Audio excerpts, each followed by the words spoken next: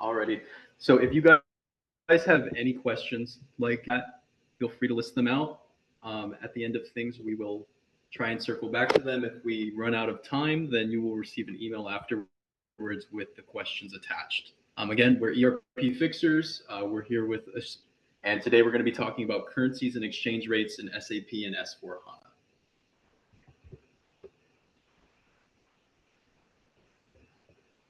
Cool. Awesome. We have some more people joining in. And again, just reiterating it, any questions you guys have, leave them in the chat.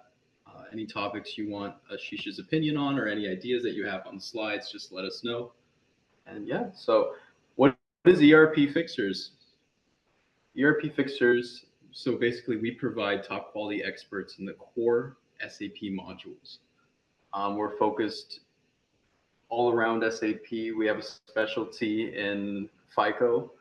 So some of our offerings consist of SAP implementation and support, SAP best practices and assessment, material ledger conversion, enhanced cost component reports, and S/4HANA transitional roadmaps.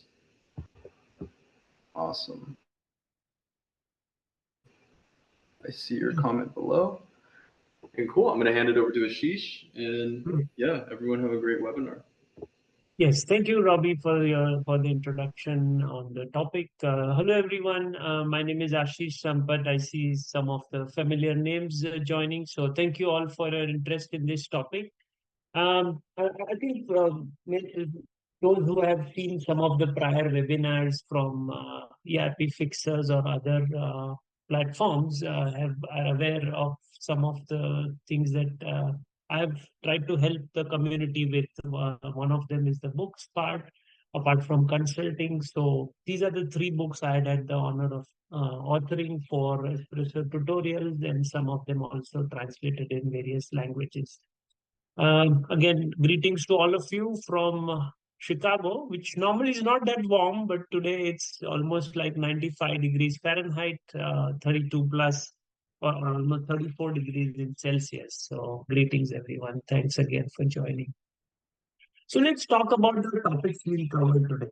One is, of course, the currency setup, which is always fundamental, whether you take SAP R3 system or ECC system or the S4 system. So that's something that we'll look at.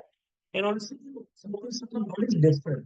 Assuming most of the people who are already using ECC, they know how it works. Although if you're already using S4, you know how it works. But let's revisit some of the fundamentals. That way we are aware of what's available as an option.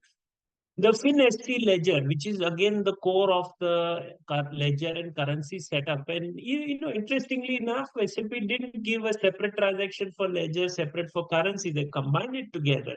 There are, of course, some good rationale behind it. So that's something that we look at. Also, a few things around currency code, exchange rate types, exchange rates, how they are maintained, especially around some currencies which are with no decimals or an exceptional decimals other than the standard 2 decimals, right? So that's something we look at. And just few tips around some other useful features that we have. Okay. So let's talk about the currency setup in S4HANA.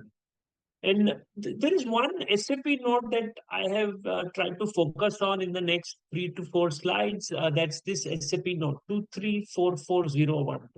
I highly encourage folks who have not seen this note to go through it. And I may have that note open so I can bring it up if needed. But most important piece is it kind of explains what is the setup in ECC and what is in S4HANA. And of course, S4 ECC portion is more of an overview of how it is set up. So I think most of the people already know that you're talking about 3 parallel currencies available in FI, 2 in CO. That's the fundamental. Again, where do you configure this? This is in OB22, which updates T001A behind the scene. And then when you talk about the controlling, it's updated in OKKP, where it updates TK01 behind the scene, right? So, of course, in FI side, we have local currency, group currency, and parallel currency 2, or also known as local currency 2. Whereas in controlling side, you call it controlling currency and object currency. When you talk about new GL, there are also non-leading ledgers. And since we are talking about ledgers, we'll have some coming up for S4 also in the subsequent slides. But again, this is something that the note highlights. There's also some features or caveats which we don't need to go through each and every bullet. But again, as you go through the SAP note, it will kind of give you a very good overview of what's in store, right? Now let's talk about S4HANA. One is, of course, there's a central currency configuration for Universal German, which is, not the two different transactions that we typically have. They've kind of integrated everything in one, which is a good feature in my view. So that's what they say, that it is to be done in FinSC_ledger. That's the transaction code, which will be the go-to transaction for people while you're doing your initial setup. And again, this is like many other things we say, oh, SAP is always very flexible. Yes, but once you do your initial setup, it's not necessarily flexible, right? You have to think about how you're going to change it if you have to, right? So again, that's the IMG path. And then two currency types are delivered, 8 freely definable currencies. This, I believe, is a major improvement compared to what we had earlier. But there is some important thing to note here, that as such, those 8 freely definable currencies are more of FI only in terms of integration. And as we'll see in the coming slides, it will become clear that not everything is, connected across all modules. Okay. So again, when it talks about this node, we are continuing with the same node. So it talks about how new installations are handled and how migrations are handled, right? That's again an important piece. So even here in new installation, they are saying that please be careful on what currencies are integrated with BSEC, which is of course our FI line item table, asset accounting, controlling material ledger. I think FIA comes twice. But that's an important one. So even if you are without, not doing a greenfield implementation, let's say, and you don't even have any baggage from ECC, you do want to be careful. So it's not like a free for all, as like you would normally, think in all major SAP implementation projects. All these are careful considerations, just like organization structure. What will be my plant? What will be my controlling area? What will be my company code? Same way, currencies and ledgers play a very important role. Again, there's a good amount of information here, but what will make more fun to see is the next slide, which again, it is all coming from the same SAP node. And just think about how detailed the SAP node is, which kind of makes our job easy to understand and ask questions. And then there is a lot of, additional text that is covered here. So let's look at the AC DOCA field. So we'll come back to WSL, but let's talk about these three: TSL, HSL, KSL. Transaction currency, company code currency, global currency. These are again coming fundamentally from ECC. No change there. There are a few new ones, like we spoke about pre-8 currencies, 1 to 8, right? So KSL, OSL, VSL, and so on, all the way till GSL. And finally, the amount in object currency CU. Now, this will always be in KSL, what you have in CO_OSL. Why? Because it's all kind of integrated, but it will be populated only if you have an object currency different than the group currency or the controlling area currency. So again, a lot of it may sound like, okay, I'm not very clear, but once you start looking at the data flow, even in a test or a sandbox S4HANA system, it will start becoming clear. What's the one about WSL? This seems to be new, is what I have seen many people say. Why is that? Why is, when you're talking about transaction currency, why is it not handled here in TSL? So when this TSL is more around the balance in transaction currency, the currency which is on the GL account of the uh, uh, uh, GL account second tab. That currency may be different than the transaction currency, right? That's where in AC DOCA, it's a different field. Again, you will not find that field available in the earlier versions, so something to make note of. But again, what fields are summarized? Always TSL onwards are what are summarized. Yeah. And then there are these notes here, which are important to understand. Currencies correspond to two amount fields, right? KSL, GSL, which is similar to what we have. So in many ways, AC DOCA is similar to the BSEC portion, but at times, because of the newer fields, it has more information, right? So that's an important piece to understand. Um, yeah, I think we can move to the next slide where SAP, in the note, again, it gives you a suggested configuration or an example configuration and how each of the processes are supported. Again, this is all from the SAP note, and what they are talking about is this is what we have achieved till 1809. These are the coverages that are achieved. And as we'll see in the next slide, we'll talk about what is the path forward. So let's talk about that as well. So you remember we saw the currencies in the row format. This is a transpose. It's all in columnar format, talking about company code group first to eighth currencies. And then what are the typical currency types that you can configure? So I think 10 and 30 everyone is aware of, right? Not much of a concern. But let's say for universal general, I want to define a hard currency, 14, and in hyperinflation currency and so on, and my own customized currencies. That's an option. But remember, these customized currencies cannot be configured for company code or group. Those you have to keep 10 and 30 or 10 and 70 if SAP suggests that in some cases. So that's an important consideration. Now, if you go further down the list, what is in AC DOCA, you'll see the maximum coverage of all currencies. But when it comes to BSEC, for fixed asset accounting or material ledger or controlling, you are restricted to two or three. That's an important piece to understand. So this is what I meant when I said that it's not that all eight currencies are integrated across all modules. So that's the part you have to be aware of.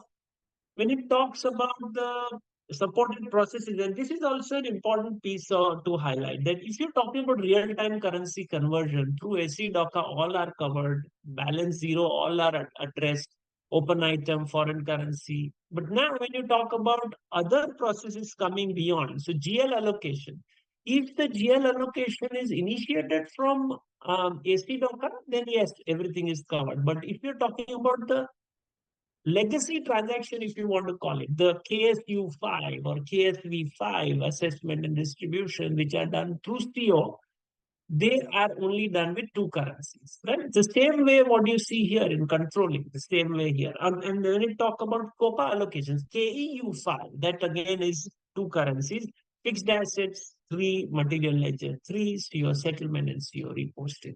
So that's an important piece to understand. There is some more information in the next slide which talks about this is an important one.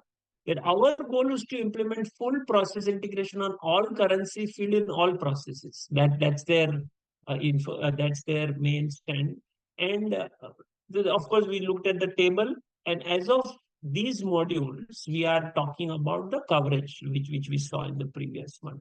So again, let's continue to go through this. I highly encourage people to read through this note and consider it for your SAP implementation, or might as well revisit, looking at, okay, if I already have an S4 design, if I want to revisit some of it or understand how it is designed, this note has all the answers.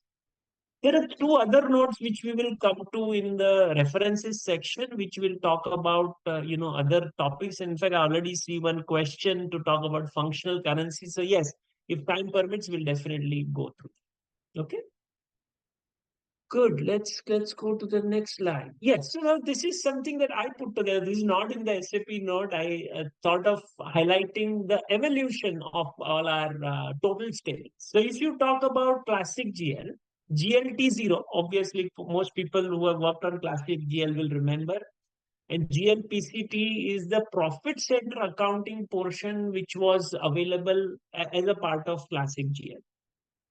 And as we move forward with new GL, or what we call just GL now, no new final flex T, that table kind of merged profit center and accounting, right? So that's the background. Now, let's look at the columns. Transaction currency, company code currency, group currency, TSL, HSL, KSL. Does it ring a bell?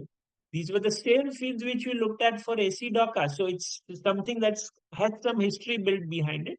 And we are continuing to use that and build further on that with additional fields.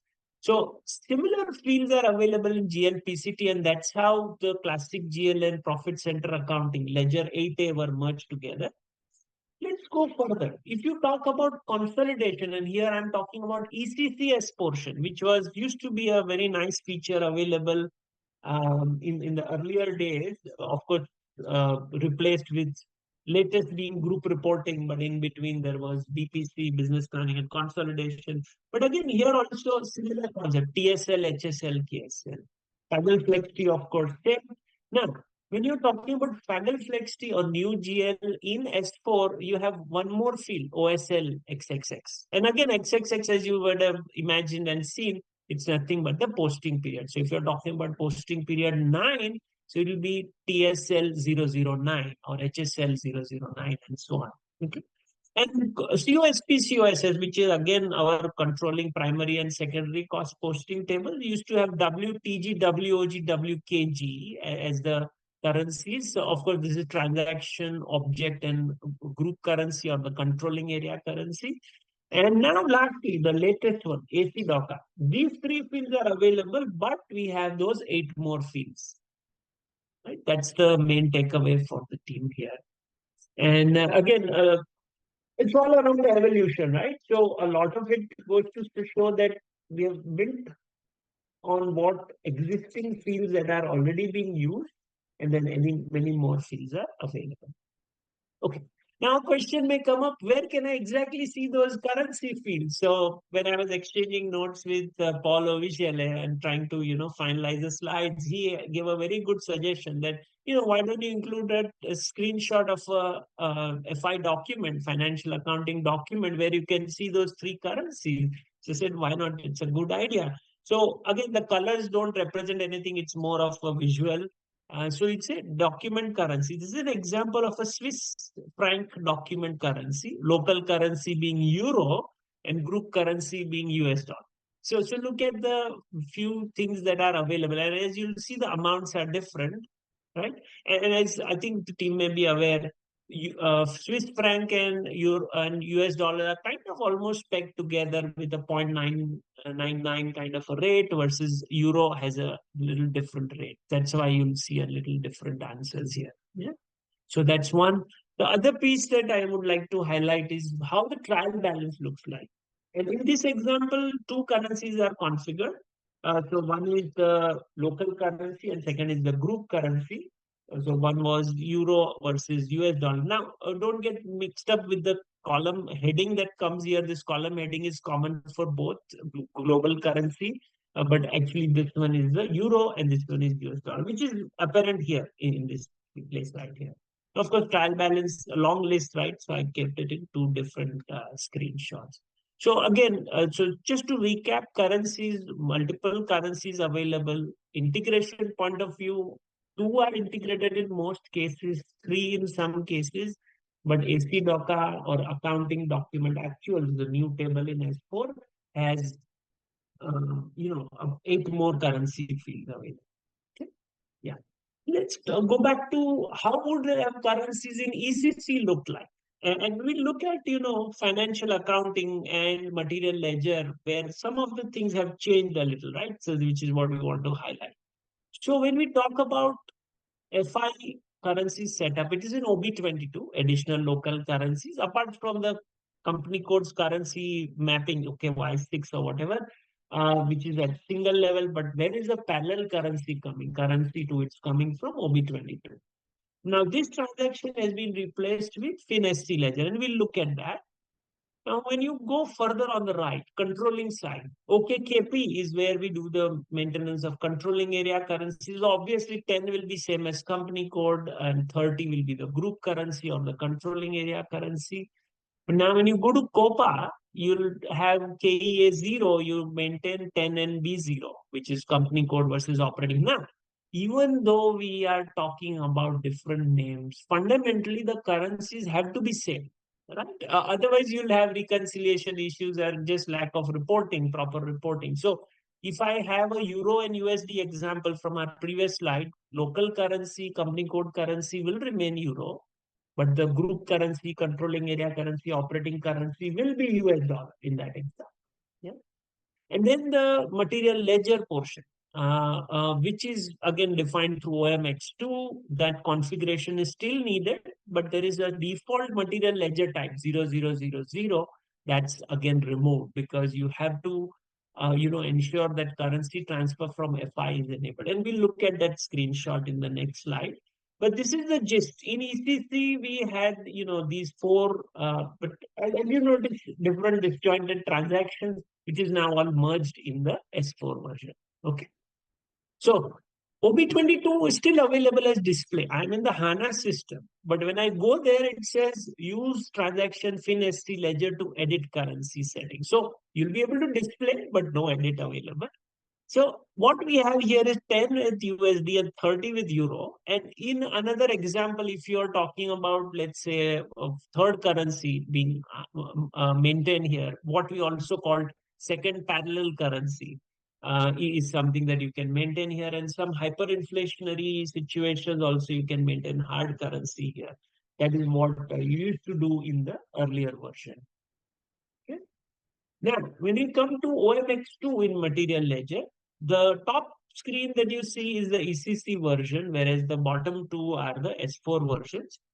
Similar configuration, but notice that this currency translation from FI and CO are grayed out. You can't change them.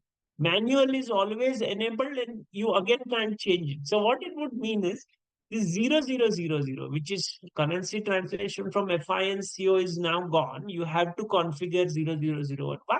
Because you want to be in sync with what you have defined in the FinSC ledger. That is the main rationale behind it. And again, I don't have a slide on this, but as the team may recall, in AC DOCA being the one table or mother table or major table has everything in itself. And that's why we want to ensure that if you want to report from it, you want to be consistent in your setup, and then only your transactional flow will be consistent. That's the main idea.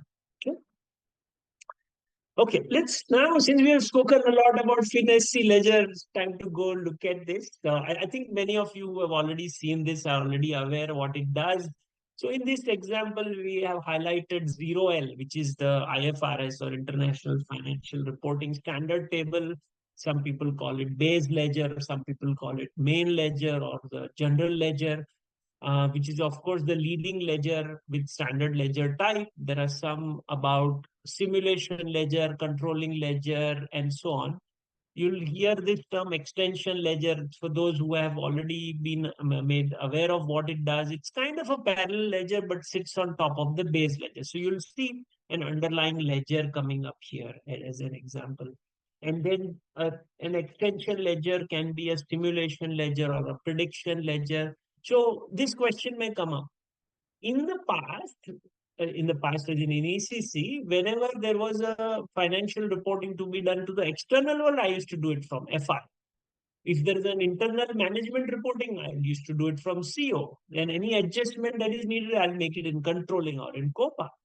But now that FI and CO are kind of merged and we are doing all the transactions through AC DOCA, how am I going to do a manual adjustment which is purely for internal management reporting?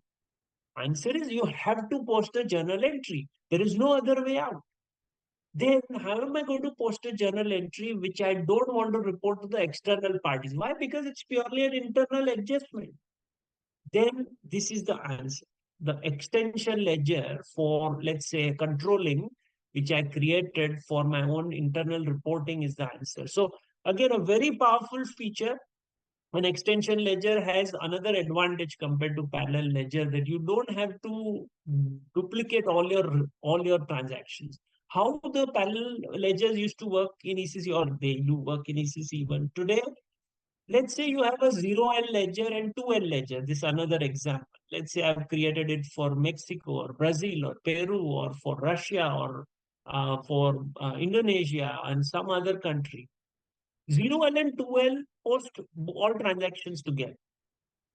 but any transaction for 12, I will post it through FB50L, which means that 12 has everything in 0L plus also has what I manually posted. And now I have the local ledger available. Fine. But with extension ledger, which is already created with the underlying table in mind, what it allows you to do is say that, well, since this ledger JS is looked up with 0L as the base, I don't have to post everything in parallel. So I will only post delta journal entries. And when I run a report for ledger JS, it is going to automatically pick up 0L plus any delta that I have made. So imagine the kind of data footprint it will save for you. Beautiful picture. It's a beautiful feature. I think people must use it if not already, explored. Okay, never mind. Since we are on currencies, we'll come back to that. So what we spoke about OB22, right? So the look and feel was a little different there versus here, but effectively what it is doing is the same thing. 10 and 30 in the other example that we had. So 10 is US dollar, 30 is euro, which is already defined for that. So this is at the ledger and company code specific, which comes on the left side, company code settings for the ledger. And then there are other fields around, whether you want real-time conversion or you want to derive in C or derive in assets and material ledger. Those are the fields that are separately available, optionally to be selected. This one you want to select, right? Real-time conversion, because you want FI to post everything in real time. That's the, and this is of course the place where we also pick up the fiscal year variant. So, and I think the fundamental that, it's kind of an interview question, right? In FINCO or candidate interviews, that in order for you to have the same setup in controlling area and financial accounting, what are the few things that are fundamental? One is, of course, the fiscal year variant, it has to be same. And second is the chart of account that has to be same. A lot of people have answered the question, currencies also have to be same. No, not necessarily. Mainly because you're talking about local currency at company code level versus group currency at controlling area. Yes, when you talk about the group currency between the two, yes, it's same, but not on the local level. So that's an important piece. So again, that's the reason why fiscal year variant has also found a way here. Okay. Currency type. So recall that slide that we looked at from the SAP note, which had the various currency types available in column. So 10 and 30 were defaulted, 40, 50, then Z1, Z2, Z3, all those. This is where you configure them. And so basic currency types. And then there are other screens that will come up around how global currency setup is made and how it is done at the company code setting level. So this is an example of global currency conversion, which is applicable for all company codes, irrespective of what each company code does. That's how they are. So in terms of translation rate, you don't have much of choice. Whatever is available here is available for all company code, which kind of makes sense between 10 and 70. But now when you look at this one, there are certain fields which say that some of the things I will allow to be changed at company code level. So it says that for one company, I want to allow M rate, another one, I want to allow a different exchange rate type. That's possible. And what will be the translation date type? Will it be 3 translation date or document date and so on? Okay, this should cover bulk of the features between S4 and ECC. What we're going to discuss now are the general features around currency code, exchange rates, and exchange rate types, which are common for both S4 and ECC, but again fundamental to the overall running of financial and controlling related aspects of the SAP system. Okay. When you go to the customizing, and of course, this is the path SAP customizing implementation guide for SPRO ABAP platform, general settings currency. So you may think, oh wow, it's ABAP platform. Somewhere you'll hear NetWeaver platform or something, but it relates to the same. So this one right here, check currency code, set decimal places for currencies, check exchange rate type. These are the ones which I've tried to highlight. And I think this is one another tip which we had seen in the past, that How do I know the direct transaction code for this? So what you do is you enable the IMG activity by going through the menu in SPRO. You say extras, display IMG activity, and it will show this entire IMG activity. So the last four characters here are usually your transaction code that you want to look through for the direct configuration. So when we look at each one of them in the next slides, but this is just one small tip. Now, this works in most cases, but not always. So if you look at these expiring currencies, right, somewhere you'll see all these transactions. So some of them will work, some of them will not work. So take this tip with a pinch of salt that it will be true for most instances, but not always. Right? Okay, good. So let's talk about the currency code. So OY03 or table ticker C. I think all of you must be already aware of ticker C table. Now, again, each currency has its currency code as well as the ISO code, the International Organization for Standardization, which again kind of tells you, okay, if I have a euro with 4 decimals, what does it relate to? It relates to euro or euro 4. And then same with USDN with five decimals, then again it's something that I want to keep it this way. And then which one is the primary currency? And again, I've tried to highlight some currencies. Look at this Turkish lira and Turkish lira old TRL TRY. Same way, look at Venezuela, again a country which has gone through a lot of hyperinflation. So used to be VEB, then became Venezuelan Bolivar Fuerte as in future, and then the sovereign one, VES. So again, they have had multiple currency overrides in the past. Let's see if we have any other example. No, yes, I think this is another one. Look at the Slovakian krona, which used to be the old, now converted to euro. There are so many examples: Belgian franc, French franc, and then Luxembourg franc, and then Dutch guilder, all these converted to euro back in early 2000s. So again, the good thing, the currency table has entire history.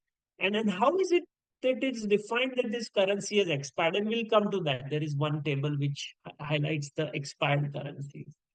Now, this one, the decimal places, OY04. This, in my opinion, is the most important one for all consultants to know, especially if you are dealing with customized objects. Uh, let's talk about Indonesian rupiah or Japanese yen or Colombian peso or Chilean peso. All these currencies have 0 decimals. And this is stored in ticker X. X here stands for the exception table. What? Why exception? All currencies have 2 decimals, but these currencies have other than 2 decimals, an exception. So Omani Real, 3 decimals, and in USD, and again, we don't use it as a practical thing, but it's something that system has. So some of the sales and distribution colleagues have defined USDN as the currency code. So that's where the 5 decimals. Now, why is this important? You'll suddenly see a customized report which does not take into account the decimal places from ticker X. Will start giving you amounts by 100 or by 1,000, depending on the currency you're talking about. So suddenly our Indonesian rupiah starts looking big. And now let's say if I've created a customized report or extract program which reads data from KECO, KEPH tables or CKIS, the costing tables, and now you're talking about Indonesian rupiah. Anyway, the value is too large, and suddenly you'll add a times 100 because the 0 decimal is missing. You'll start seeing the field overflow issues. Those are very common, right? And that's where we have to take into account how it is to be done. So this table should always be accounted for. Now, of course, about all this, right? So we have to tell them, guys, always go to ticker X to look at the exception table, read it, and if it is non-to, then adjust your program accordingly. Good thing there is a function module also, which we'll come to, so that you are aware of how to look through this. Okay. Let's see. Next one right here. Okay, the exchange rate types. OB07, which again is in table ticker V, check exchange rate types. So look at this one right here. If you're talking about M rate, which is of course the most widely used rate, whether it is an EMU rate, whether inverse is allowed, whether fixed or not, and those setups are here. And if you're talking about some exchange rate types which are referring to some other specific currency, then those are highlighted here. So it looks like there was something done for Venezuela in this system. So it's always given a Venezuelan soberano as the base currency. This inverse one is very important. So again, we may come to some examples later, but if I were to highlight that currency pairs, right? If you are dealing with US dollar and euro, you will maintain a rate. One US dollar is, let's say, zero point 0.9 euro. Question is, should I maintain the inverse rate euro to US dollar 1.11? Answer is depends on this setting right here. If you have already set up inverse, then no need to maintain the euro USD rate. That's how it works. So beautiful picture, and I highly recommend always review this for M. It should by default be available. But if you are setting up a customized exchange rate, let's say for costing or planning, then always check if this rate has to be is enabled for inverse or not. Okay.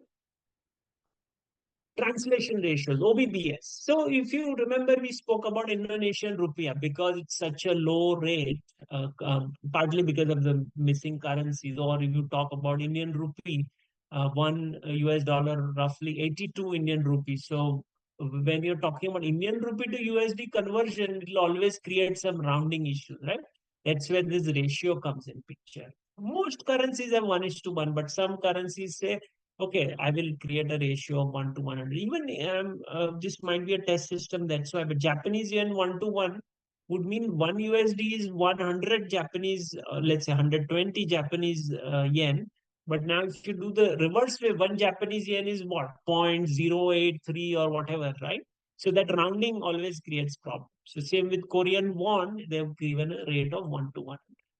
One word of caution: never change this ratio in a productive environment, and you'll get a big warning message. This is what I've tried to highlight here. Kind of tells you what is going on. Rates are stored in R3 with a direct indirect link. You may not change the factors which have an existing entry. This is important. Yeah. Okay. OB08, my favorite table or ticker or favorite transaction, OB08 and favorite table ticker, which has all the exchange rates, historical exchange rates that are maintained.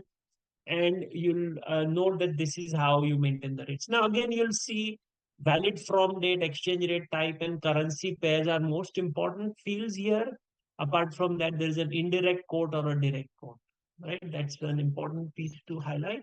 And the ratios, these are inherited from OBBS, the previous table that we looked at, right? So in this example, we have exchange rate maintained for US dollar to Mexican peso for 2001. Now, I don't know if I have multiple one examples here, but the main idea is in a productive environment, you'll likely have M rate maintained on a daily basis. Some clients say, well, I will maintain only Monday to Friday. Some clients say, no, my M rate will be the mid-month rate, which is on the 15th, I will maintain.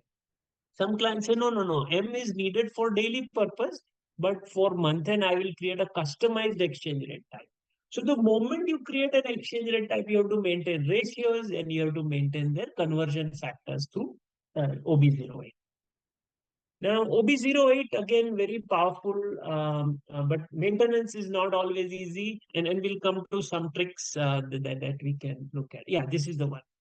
So this is one transaction called TBEX, which if clients are using some automated means of doing data load through OB08 table ticker, then that's perfectly fine. But if you do not have an automated data load mechanism, or you have automated for M rate, but for other rates you don't have that automated feature, then TBEX helps you. It's kind of a spreadsheet upload tool, beautiful.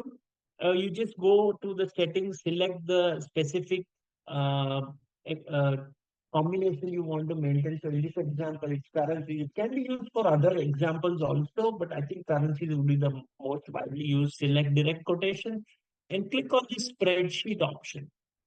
It will automatically generate the column headers for you. And now you'll maintain the specific combinations with exchange rate type, dates, and the rates. Factors will also be automatically picked up from TBEX. So once you are okay with this setting, you just click on this icon and it will upload the exchange rates. So if you do not have an interface built with, let's say, a treasury system, then you'll see that something like this can be used. Yeah. Okay. I think there was a question on what is the difference between a 0-0 ratio and 1-to-1 ratio that I have seen depending on how the ratios are loaded. Yeah, that's a good point. So if we go back to this table right here, usually this is the one from OBBS that is inherited in TICAR. But I think what Catherine is highlighting is that she has seen some 0-0. Then I think I see what you mean in TICAR or in OB08, it kind of brings 0-0 for some reason. And I haven't found a root cause for this. But as such, if it comes with 0-0, it's typically 1-to-1. There are very few instances that, 1-to-100 is maintained in OBBS and not inherited. So I hope that answers your question, Catherine. Okay, let's go to the next one. Okay, so expiring currency. You remember we spoke about euro-related currencies. So Finnish mark, French franc, Irish pound, Italian lira, Luxembourg franc, Dutch guilder. All these were moved to euro in early 2000s. Hey, Paul, thanks for joining. And now you are using euro as the currency. At the same time, you're talking about few expired currencies where we have, the Romania, right? So they change the currency to new Romanian currency. Turkey changed to a new one. Venezuela changed to a new one. And that's the expiring currencies table. We typically don't have to go there. Usually system standard program always look at that. But there might be some customized ones where we need to be a little careful. Okay. Let's look at few useful features and after that we'll go over to the questions. Yes, so function module. So again, we can always tell the ABAP developers who are creating a custom program, hey, look at table ticker. But when if you give them this program, it will help them. Why? Because one, it gives you what in and out you want to give. M rate type USD to Mexican pesos for 2023, and it comes back with the answer of 9.7. Note that it also brings the factors from OBBS, which if you would not have given a function module and you said, okay, look at ticker, well, they have to also look at the factor table, ticker F, isn't it? So that's where function modules are always useful. And I'm sure, all our SAP practitioners are always aware that if there is a standard function module is nothing but a mini program, then always fall back on that. Otherwise, tables are not always easy to read for the developers, right? Especially around the date. Remember in this example, we had an exchange rate for USD to Mexican peso as of 2001. Now the developer says, I want a rate for 2023, and there is no record, exact match record in 2023 in ticker. So what will they do? We have to tell them, well, look for greater than equal. So unless there is a new record, the old record is valid. Function module takes care of it, so you don't have to, do anything. Same with the ticker X, the exception table. How many decimals? So that answer you'll get through this function module. So you enter a currency, Indonesian rupiah, Romani real, and it will give you 0 decimals or 3 decimals. Okay. Now, exchange rate types for costing. Again, this is a feature which is very underrated or understated, I want to say, or underutilized. For your costing runs, what exchange rate you want to give? Typically, if you don't give anything, it will pick the M rate. But now you say that, well, for my costing type, which is version 01, which is for my regular costing, I want P rate. But for my day-to-day costing, operational costing, I want an M rate. That's something that you can configure here. OKYB. Again, highly recommended, especially if your clients has such a requirement. Always look at it. Now it's kind of hidden. It says define costing version. So how you may think that exchange rate is part of costing version, but that's how it is. And typically you can leave a costing version blank, and in the display it shows 0, but if you go to change mode, it will show blank, which means that all costing for costing type 1, whether you have version 1 to 99, everything will use P rate. And for 12, it will use M rate. 12, of course, is modified standard costing. 01 is released costing or costing that is allowed to be released. Sorry, I went too far. Yes. So this is OMRW. This is another nice feature which speaks about exchange rate type differences for invoices. First of all, we have to find out from the client whether you want exchange rate differences to be treated as purchase price differences or exchange rate differences. So that is first one here. Post as price difference. And what will it do? In table 30 or OBYC MMFI account determination, we have PRD, right? Price difference as the transaction. So it will treat everything as PRD. However, if you say that, no, I want a different visibility to exchange rate difference, KDM, as the team may recall, that KDM is addressed through this one right here. If you say post as exchange rate difference, now you want to say whether it should compare against exchange rate type P or exchange rate type M or any other customized exchange rate type is configured here.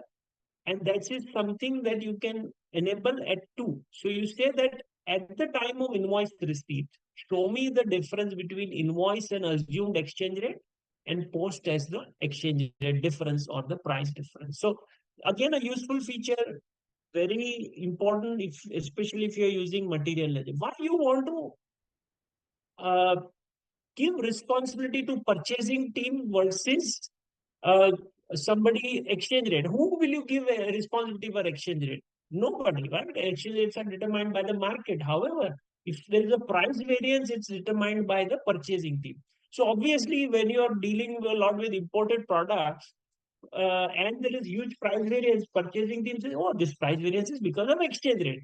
This is the answer to that argument, to say that no, not everything is exchange rate. There are certain things which are genuine purchase price variance, and there are certain things which are exchange rate. So I'm demarcating those two. That's the feature here.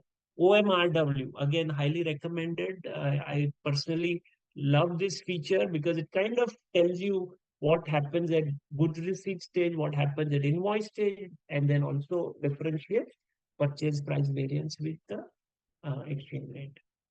Okay, now we talk about the foreign currency valuation, which I'm sure as accountants, we all would have seen this. So if my original transaction was at a certain exchange rate, but by month end, my asset or liability for the receivable or the payable has changed when I'm dealing with foreign currency, then how would the system determine that? Again, this is part of our month-end close, FAGL, FCV, and then it also has the behind-the-scene setup for what accounts will be used for exchange rate differences, what we call OB09 setup, right? So that's that one. And I think this is probably one of our last slides about some tips. After this, we can go to questions. If you don't already have some, you can please type them in the question answer session section, and we'll try to address as much as we can. And in case we run out of time, like always, we'll always answer those questions and put it on the ERP Fixers website along with the recording, so that in case we are not able to answer in the live, you'll always have the answer later on. Okay. Good. So FBB1 to update your amounts in multiple currencies. Now, this is something that you're very likely aware. FB01, when you enter an exchange rate at the header, that same exchange rate is applicable for both the lines. If you don't enter a rate, it will pick up the M rate and then answer, which is fine, no issues. However, what if I have a third currency, rather the local currency to or group currency enabled? Can I override that rate? With FB01, you cannot.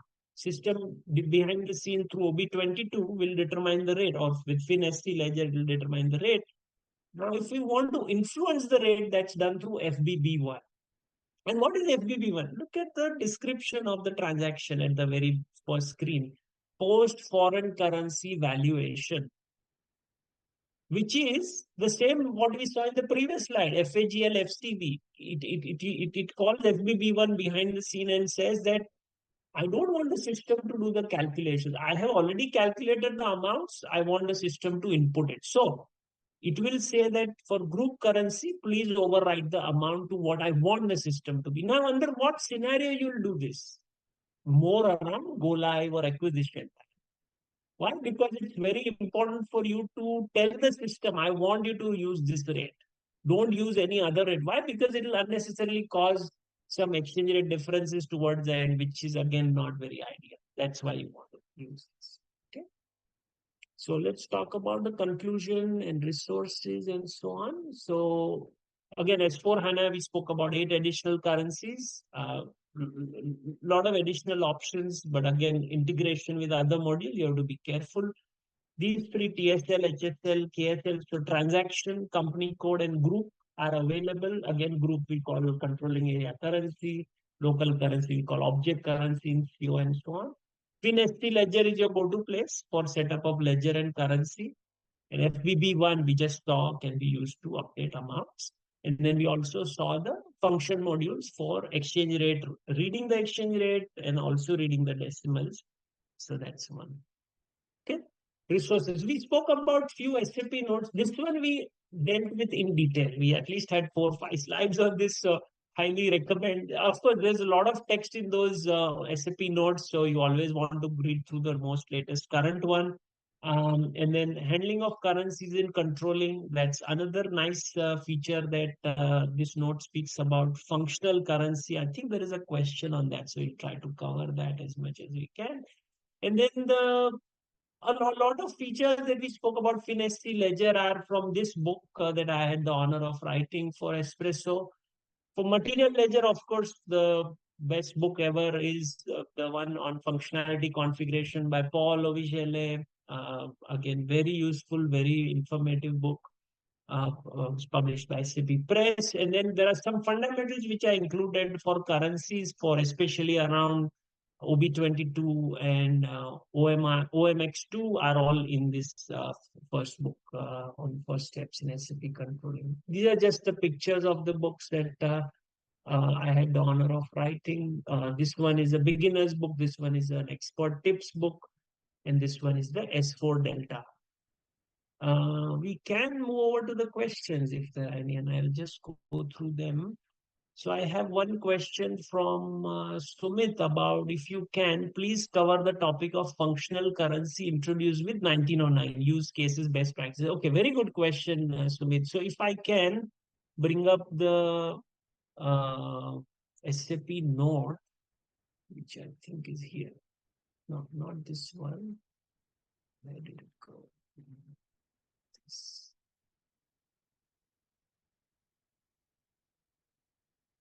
Okay, I found it. I think I have to minimize this one, otherwise it will not allow me to bring it up here. And okay, found it. There you go. So we spoke about this was the controlling fees, and the other slide which we looked at was this one. So if you remember, we spoke about the definition of currencies. We will make it bigger. And then what are the possible options? So again, a lot of text here, so I couldn't bring everything, but please, read through it. In fact, it also speaks about what are the reporting, how is reporting supported, right? That's the other one. And let's see the third one about functional currency, the question that Sumit has. Now, this note should tell a lot of things, but what it says is, if I can put it in a summary, how do you account for your foreign transactions? So as such, if you say that, well, I am a Switzerland-based company, Swiss franc is my currency. However, I deal with euro most of the time. So question is, what will be your company code currency? Very likely you will say Swiss franc because you are based out of Switzerland. However, my functional currency will be euro. That's what they're trying to highlight. So again, it's a feature that's available from what I remember.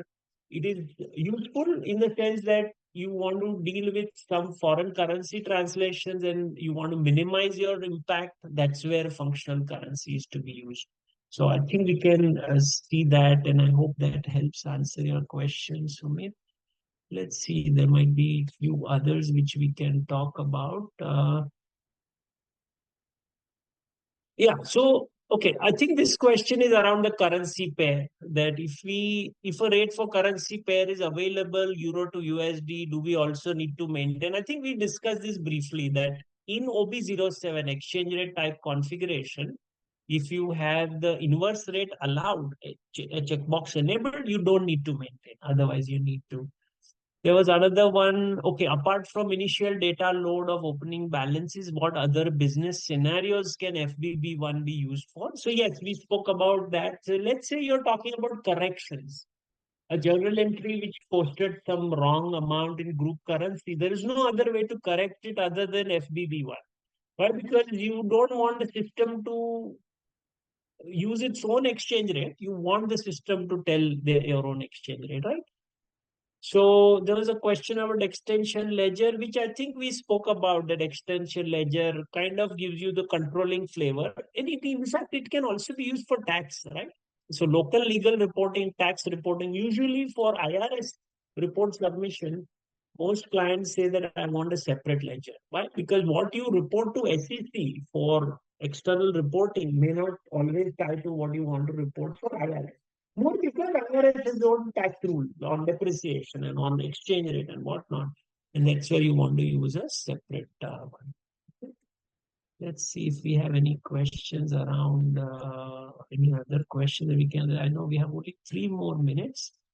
So, what happened? Did I lose my question answer window? I'm looking for it.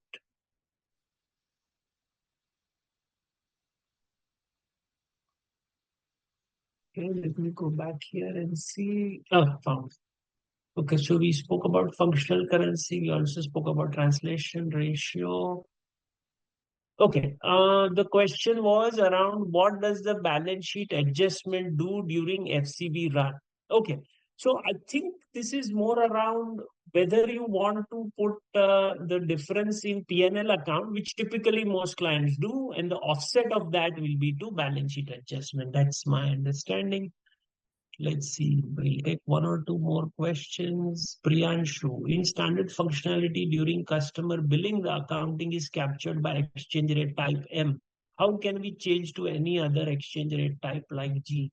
So it sounds like you want to only influence it for billing and not for others, Priyanshu. So, okay, if it was at global level, obviously you'll say that you'll update it in OB22 or in FinSC ledger. But if it is specific to billing, then I think you'll probably end up customizing it because, as you said, standard is always M, right? So unless you have that, it's not going to work. Let's see. Uh, Ankur is asking what are the uses of index-based currency. So, of course, this is again, you'll probably use it more in hyperinflation, what we also call hard currency or, base currency for hyperinflation.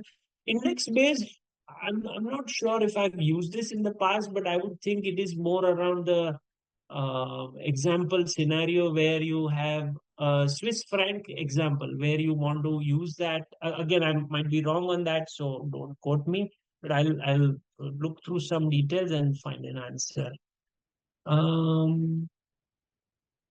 Okay, this is a question about is it possible to understand the alternate exchange rate function as for countries like Poland, the regulatory requirement requires a daily exchange rate. Okay, I haven't worked on this. I think this is more localization, but alternate exchange rate, I would think you will design it as a separate exchange rate type to give you the answer. To give you a different answer, mainly around the regulatory. And again, daily exchange rate, you can even set it up in M. Even though the M rate says it's an average rate, some clients think that the average rate is average for the month, but actually it's the buying and selling rate average, right? G versus S rate versus M rate is the average rate. Onura is asking, when you say 8 additional currency, can you mention those currencies and how to assign them? Yes. So if you look at the SAP note, and I think I may have it here, which is this one, it kind of highlights these are the possible options. As such, this is all, customizable while you have yet to go live. You can design whatever currency types you want to keep. But as we said that these customized ones cannot be given in 10, and 30. You can give in one of the 8 ones, right? That's the main takeaway. And I think this is all we have. Anything else? I think this is the last question I have. Okay, maybe Ankur. After go live, we need to introduce new currency. How to update? Oh, how to update in all document posting. So this is a tough one. Usually, my first answer is you'll end up going to SAP and using their SLO or SLT or DMLT service, system landscape optimization or data management landscape transformation, especially in a productive environment. Now, if you're saying I'll set up a new company code, that's a different one. But here you're talking about updating all documents, right? So that will end up being DMLT. And I think that's what I have. And unfortunately, we've run out of time. But I hope this was useful. And maybe I can hand over to Robbie or Paul or Maggie for any closing comments. Thank you, Ashish. That was great. Any other questions you guys have, please feel free to leave them in the chat. Once the webinar is finished, we'll be sending over a recap email. We're going to answer everything there. So make sure to keep an eye on your inbox. Thank you, Robbie. Thank you all for your time and your interest. I enjoyed talking to you all. Thank you. Thanks, everyone.